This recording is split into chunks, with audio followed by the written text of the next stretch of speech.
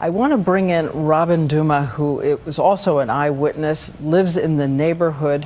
And you heard police talking in the backyard. Robin, what did you hear? Yes, as my neighbor said, when they told us we could go out, quite a few people did that. But within minutes, the police really descended on the neighborhood, and we had quite a few of them in our backyard. And we heard them saying that he was poking holes through the plastic, that shrink wrap on the boat, and looked like he was trying to, assess what was going on, see what was going on around him. So let me understand, the policeman was poking holes in it trying to understand, or the suspect was inside? The suspect, he was in the boat poking holes to try to see out. This is what you heard police say? Yes. Which would indicate, and we had not heard this before, that he might have still been alive when they came up, and when, as we know, there was that exchange of gunfire. Anything else you saw or heard about that moment? No, I mean, really, it was just overhearing them. We've tried to hear what the, the police radios are saying, but it's a little bit difficult. There was quite a bit of gunfire, which actually happened before we overheard the police officers talking. There was just a rush down the street of all the vehicles, and just now they actually brought an ambulance down the street and an enormous black special unit truck. But initially they all came rushing down the street, and then there was quite a bit of gunfire. Then there was really nothing. We heard the police officers speaking, and then quite a while later, there were several explosions, and then some more gunfire. And now, really, for the last little while, not much seems to be going on. The helicopters have left, but these larger, one ambulance and a larger big black truck just came down the street. Well, again, it's such vivid detail that you're all giving us from phoning in, and we thank each and every one of you. But let me go through that again. You say there was gunfire, then something that sounded explosive, and then gunfire again? Initially, there was a lot of gunfire, so we were told, go outside. Quite a few people did. I would say about 4 minutes later, the police came rushing down the street. Then there was quite a bit of gunfire right when they all arrived. Then really not much of anything for a while. We then overheard the police officers in our backyard talking about this poking holes through the plastic. And then I would say a good 45 minutes, hour later, there was more gunfire and what sounded like 3 small explosions. I mean, we're about 4 houses away. That's what it sounded like to me. And now I haven't heard any explosions or gunfire or anything like that for, I'd say, about another 45 minutes, hour at this point. Well, again, it raises the question if there was any explosive around that police were trying to detonate. We will obviously have all this clarified as time goes on, but give me a sense. You must have been in your house. There was fear enough. When all of this starts happening, how afraid were you?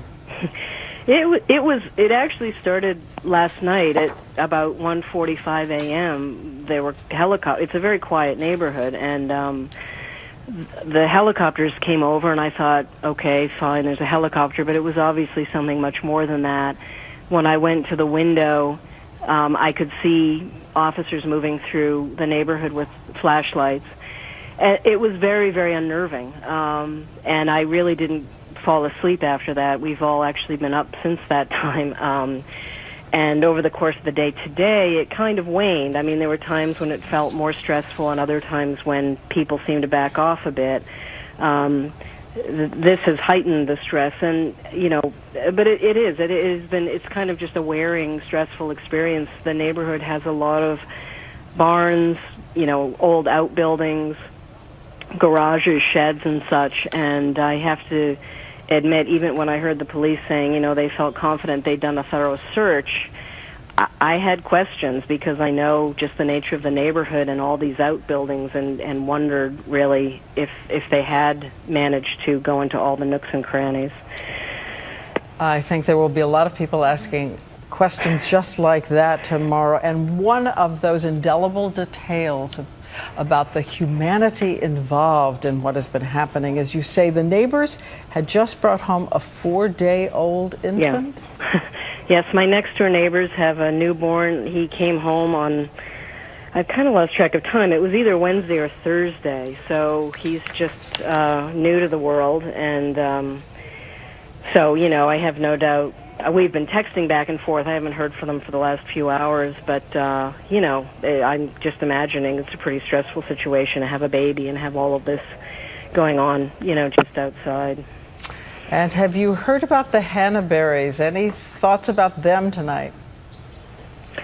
No, I mean, we all know. You know, I have to admit, I don't know that I know all my neighbors' last names. We all know each other by first name. It's a very close-knit neighborhood. There are folks here who have been here as they have for a very long time, and then I've been here for about 11 years. But we all know each other pretty well.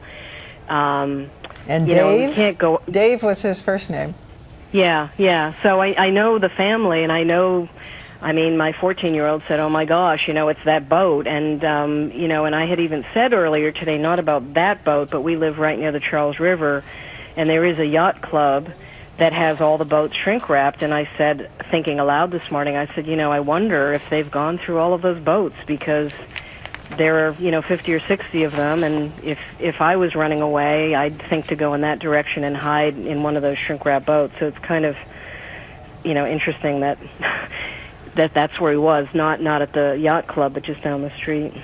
Well, again, we know there is the fog of information right now, but you did think that you overheard police in the backyard talking about the suspect perhaps trying to look out of this covering that was on that boat, and we will try to verify that throughout this evening. But yeah. I also read a quote from you. You said, "I've never felt safer in my life. Every officer in the universe is here with me now." Well, I said that friends of, I mean, as you might imagine, my parents, you know, friends, everyone in the world is texting and calling, even people I haven't heard from in years. And I did say kiddingly, you know, how could you not feel safe? Our house is absolutely surrounded by every law enforcement officer in the universe. So it was a little tongue in cheek. I think I'll feel a lot better once we know, you know, this is over. Well, Robin, stay in touch with us, please. Call us again if you hear or see something else. Please do. Okay, thanks very much.